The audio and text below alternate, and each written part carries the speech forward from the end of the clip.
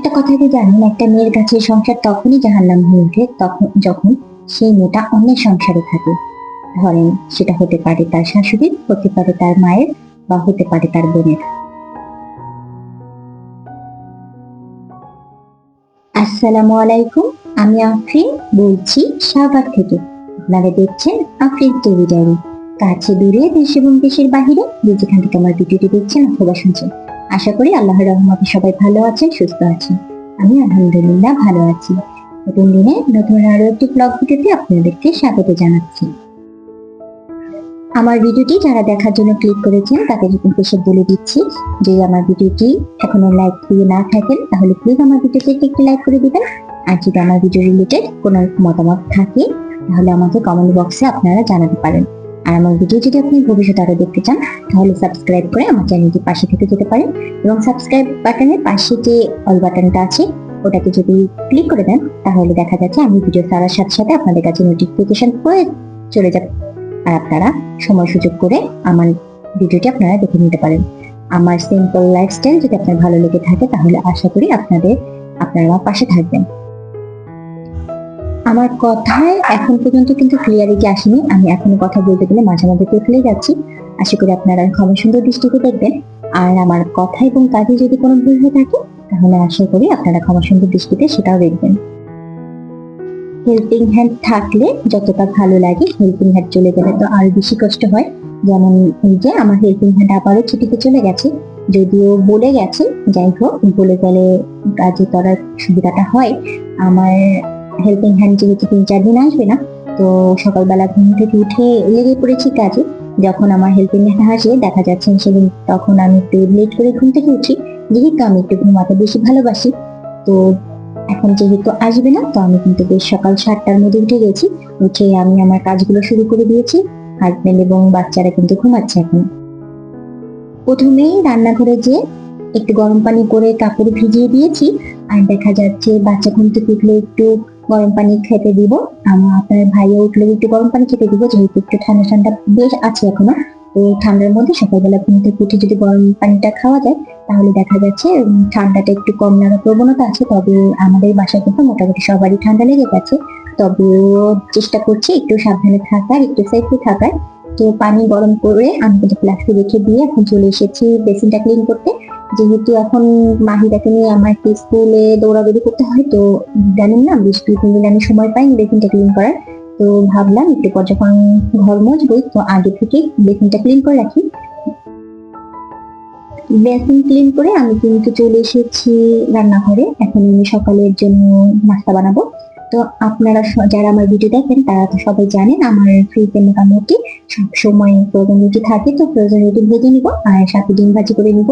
আর গতকাল কিছুটা সেমাই রান্না করেছিলাম সেটাও আছে।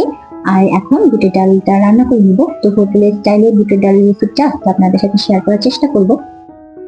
গতকাল রাতেই আমি সুন্দর করে বুটের ডালটা ভিজিয়ে রেখেছিলাম, আর এখন পেঁয়াজ আর রসুন বাটা ভেজে নিয়ে তারপরে হলুদের গুঁড়া, মরিচের গুঁড়া আর একটু ধনিয়া গুঁড়া দিয়ে ভালো করে ভেজে ভাজা ভাজা করে এখন একটু পানি দিয়ে মশলাটা কষিয়ে নিব। কষানো হয়ে গেলে এই যে বুটের ডালটা দিয়ে বেশ মোটামুটি একটু নাড়াচাড়া করে একটু কষিয়ে তারপর পানি দিয়ে জাস্ট সিটি দিয়ে নিব।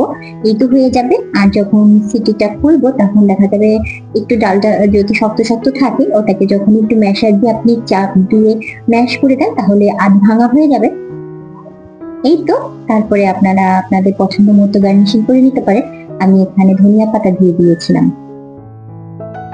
রান্না করতে করতে শার্ট গুলোও ভিজে গেছে, এখন আমি ওয়াশিং মেশিনটা চালিয়ে দেবো এবং শার্টের কলার এবং হাতের কাজটা আমি কিন্তু অফ ক্যামেরাতে ভালো করে ডলে দিয়েছি। এতে করে আমার কাছে মনে হয় বেশ ভালো পরিষ্কার হয়। আর এই যে দেখিয়ে দিচ্ছি ওভারঅল লুকটা কেমন এসেছে, খেতে কিন্তু দুর্দান্ত হয়েছিল। নাস্তা খেয়ে থালা বাসন ধুয়ে আমি কিন্তু অফ ক্যামেরাতে ছাদে দিয়ে কাপড়গুলো সব মেলে দিয়ে এখন ঘরে চলে এসেছি। এখন এসে আমি এই যে জানালাটা খুলে দিচ্ছি। এখন বাজে প্রায় সকাল 10টার মতো। তো বেশ সুন্দর রোদ্র পড়েছে, তাই না? আমার বেডরুম দুটাতে না খুব ভালো রোদ পড়ে, তবে দেখা যাচ্ছে আমার বারান্দাতে না টোটালি রোদ পড়ে না। তাই আমার ছাদেই কাপড় মেলতে হয়। গরমের দিনে আর ছাদে যাই না, কারণ গরমের দিনে যে টেম্পারেচার থাকে মোটামুটি ঘরে নেড়ে দিলেই 1-2 ঘন্টার মধ্যে ওয়াশিং মেশিনে ধোয়া কাপড়গুলো শুকিয়ে যায়। আর শীতের দিনে না আমাকে একটু ছাদে দৌড়াদৌড়ি করতে হয়, তো কিছু তো আর করার নেই। এখন যে বাসায় আছি যেভাবে করে চলতে হচ্ছে আর কি, চালিয়ে নিচ্ছি। যখন এই বাসাটা চেঞ্জ করবো আশা করি একটু বেশি বারান্দা দেখেই আর কি বাসা ভাড়া দিব। খাটটা ঝাড়ু দেওয়ার পরে দেখেছি হালকা ময়লা পড়েছে খাটের উপরে, তো ওটাকে ক্লিন করে নিচ্ছি। আর এই যে এখানে একটা শোপিস হিসেবে আমি একটা মিরর ঝুলিয়েছি, এটাকেও ক্লিন করে নিয়েছি। আর অফ ক্যামেরাতে কিন্তু আমি প্রত্যেকটা ঘরের প্রত্যেকটা রুমের ফার্নিচার ক্লিন করে নিয়েছি। সবগুলো তো আপনাদের সাথে শেয়ার করলে ভিডিওটা অনেক বড় হয়ে যাবে, তবে এই ভিডিওটা কিন্তু বেশ বড় হয়ে গেছে। যাই হোক, এখন ড্রেসিং টেবিলটা ক্লিন করে তারপর কিন্তু আমি রান্নাঘরে চলে যাব। এই যে আমি যখন ফার্নিচার ক্লিন করছিলাম তখন কিন্তু আমি রান্না চড়িয়ে দিয়ে গেছিলাম, যেমন ভাত আর ডাল। যেহেতু ভাত আর ডাল রান্না করার সময় না ওভাবে রান্নাঘরে দাঁড়িয়ে থাকতে হয় না, তো তাই আর কি আমি ভাত ডালটা চড়িয়ে দিয়ে তারপর চলে গিয়েছিলাম রান্নাঘরে। তার থেকে ঘরগুলো ক্লিন করে নিয়েছি, আর এখন এসেছি মাংসটা চড়িয়ে দিতে। মাংস রেগুলার যে মশলা দিয়ে সবাই রান্না করে, মাংস তো কম বেশি সবাই রান্না করতে জানে। আসলে আমি ইউটিউবে কোনো কিছু শেখাতে আসিনি, আমি বরং শিখতে এসেছি অনেক আপুদের কাছ থেকে, কিন্তু অনেক কিছু শিখতে পেরেছি। আমার রান্না খুব একটা যে ভালো হয় তাও না, আবার একজনকে খাওয়াও যায় না সেরকমটাও না। যাই হোক, আলহামদুলিল্লাহ যতটুকু যা পারি নিজের থেকে, নিজের অভিজ্ঞতা থেকে সংসার জীবনে এসে একটু একটু করে শিখেছি। ওই যে প্রথমে বলছিলাম, একটা মেয়ে একটা সংসার পাওয়ার পরে সেই সংসারটা তার নিজের সংসার যখন হয় তখন সেখানে কম থাকুক বেশি থাকুক, অভাব থাকুক টাকা পয়সা নাই থাকুক, তবু কিন্তু সেই সংসারটাই তার জন্য জান্নাত হয়ে যায়। আর যখন সেই মেয়েটা বিয়ের পরে অন্যের সংসারে যে পড়ে, ধরুন বিয়ের পরে বাবা মায়ের কাছে যে থাকে যে কোনো কারণে, বা দেখা যাচ্ছে কোনো কারণে বোনের বাসায় থাকে, বা কোনো কারণে হাজবেন্ড দূরে থাকে, তার কারণে শ্বশুর শাশুড়ি তার কাছে থাকে, সেই মেয়েটা জানে সংসার কতটা যন্ত্রণাময়। বিধবা নারী বা ডিভোর্সি মেয়ের কাছে যে জিজ্ঞাসা করবেন বাবা মায়ের ভাত ঠিক কতটা শান্তি। কারণ আসলে কি আমাদের মেয়েদের মনে হয় বিয়ে দেওয়ার পরে বাবা মার থেকে আমরা এতটাই পর হয়ে যাই যে যখন বাবা মার কাঁধে যে কোনো অ্যাক্সিডেন্টে আমরা যদি উঠে পড়ি তখন বাবা মার আসলে আসল রূপটা দেখা যায়। জানি না আমার সাথে কতজনকে এগ্রি হবেন, তবে আমি কিন্তু কাছের কিছু মানুষের থেকে দেখেছি, যদিও নিজের অভিজ্ঞতা হয়নি ওরকম, তবে আমি আমার বিয়ের পরে না খুব একটা বাবার বাড়িতে যাই না। অনেকে বলে কেন যাই না, কোনো সমস্যা কিনা? না, কোনো সমস্যা না। আসলে আমার এই সংসারটা রেখে কোথাও যে থাকতে একদিনও ভালো লাগে না। ঘর ঝাড়ু দিয়ে আস্তে আস্তে আমার মাংসটা কিন্তু বেশ ভালো কষে গেছে। কষা মাংস একটু তুলে আপনাদের ভাইয়াকে দিয়ে এসেছি, এখন আমি ঘরটা মুছে নিব। ঘর মুছতে এসে দেখেছি রান্নাঘরটা কি পরিমাণ তেল কাশতে হয়ে গেছে। আসলে যতটা আমি যখন পরিষ্কার করি, এই যে কাউন্টার টপ বলেন বা কোনো জিনিসপত্র র্যাক বলেন, কোনো ঝুড়ি বলেন, যে কোনো জিনিসই ডিপ ক্লিন যেহেতু আমি করি, তবে রান্নাঘর যখন মোছার সময় এসে এখানে দেখলেই বুঝতে পারবেন আমি ঘষে ঘষে পরিষ্কার করছি। আমি হেল্পিং হ্যান্ড রাখি তো নিজের সাহায্য একটু মানে কষ্ট কম হবে তাই, কিন্তু হেল্পিং হ্যান্ড কি যে মুছে দেখেন এখানে না পুরোটা কাস্টে পড়ে শক্ত হয়ে গেছে।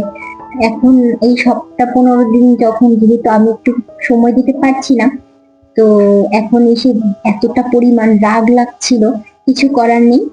ও নাকি আর কোরবানির ঈদ পর্যন্ত থাকবে, তারপর আর কাজ করবে না। যাই হোক, তারপর থেকে আমি আর ভাবছি, আপনাদের ভাইকে বলেছি আমি আর হেল্পিং হ্যান্ড রাখবো না, নিজের কাজ নিজেই করে নেবো। দেখবেন নিজের কাজ নিজে করে নিতে না অন্যরকম একটা শান্তি এবং প্রশান্তি বয়ে আনে। নিজের কাজ নিজে করতে গেলে একটা সময় মনে হয় কি জানেন, হাত ভেঙে চলে আসবে আলাদা হয়ে, হাতের জয়েন্টও মনে হয় আলাদা হয়ে যাবে। তবে যখন কাজগুলো শেষ হয়ে যায়, ঘরটাকে একদম নিট অ্যান্ড ক্লিন পাই, তখন মনে হয় যে না, আমার কষ্ট করা সার্থক। ঘর মুছে ঝাড়ু দিয়ে মুছে এসে আস্তে আস্তে কিন্তু আমার মাংসটাও খুব ভালোভাবে রান্না হয়ে গেছে। তো আমি এখন কিচেনটা ক্লিন করে নিয়েছি অফ ক্যামেরাতে। আর কিচেন ক্লিন করার পরে এই যে কিচেনের যে কাপড়গুলো বের হয়েছিল আর যে লুসনি গুলো ছিল সেগুলোকে আমি এখন পানির মধ্যে দিয়ে ভালো করে ফুটিয়ে নিচ্ছি। অনেকে আপুরা দেখি যে গরম পানিতে ভিজিয়ে নেন, তবে আমার কাছে মনে হয় কি জানেন, তো পানিতে দিয়ে কিন্তু দিলেই ভালো হয়।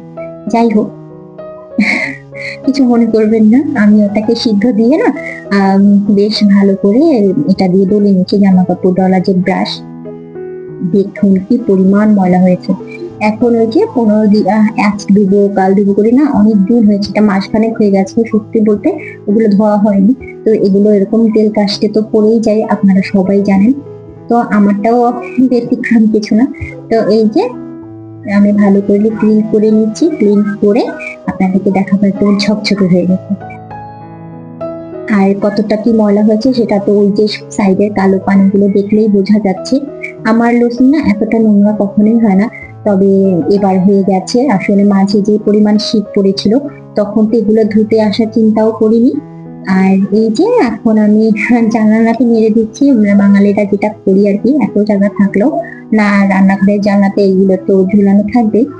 আর এখান থেকে আপনাদের কাছ থেকে আমি বিদায় নিয়ে নিচ্ছি। আপনারা সবাই ভালো থাকবেন, সুস্থ থাকবেন। আর আপনাদের সাথে লাস্টলি শেয়ার করে দিচ্ছি আমার আজকের লাঞ্চ মেনুটা। আজকে লাঞ্চ মেনু ছিল ভাত, পাতাকপি ভাজি, মাংস আর ডাল। এই তো ছিল ভিডিও। আপনারা সবাই ভালো থাকবেন, সুস্থ থাকবেন, আমি এবং আমার পরিবারের জন্য দোয়া করবেন। আল্লাহ হাফিজ, আসসালামু আলাইকুম।